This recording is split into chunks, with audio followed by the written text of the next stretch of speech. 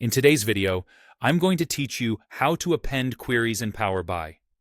If you've ever needed to stack data from multiple tables into a single list of rows, appending is the fastest, cleanest way to do it. Think of append as piling one table on top of another, unlike a merge, which matches rows side by side. With that in mind, let's walk through the process clearly and efficiently.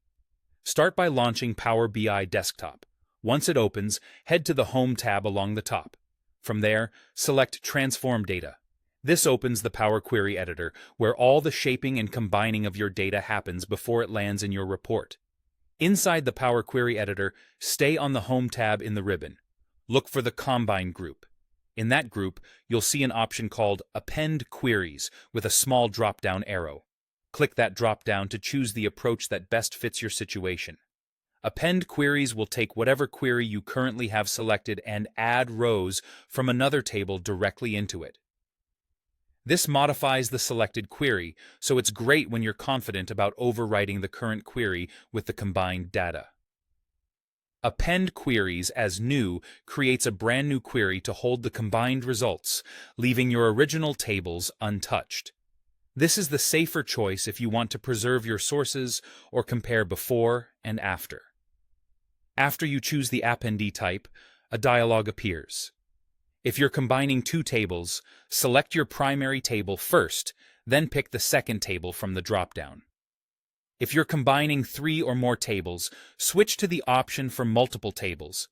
Then use the Add button to move tables from the Available Tables list into the Tables to Append list.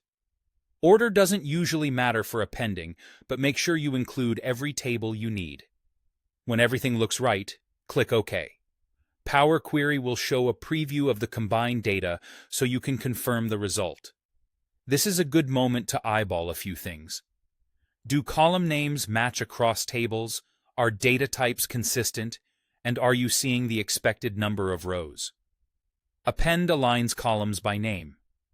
If a column exists in one table and not another, Power Query will fill the missing values with nulls. For the cleanest results, try to keep column names and data types consistent across all tables before appending. That's it. You've successfully appended your queries. With this approach, you can maintain tidy, scalable datasets, whether you're combining monthly files, regional extracts, or historical snapshots. Keep practicing with both append options so you can choose confidently based on whether you want to modify an existing query or create a new combined one.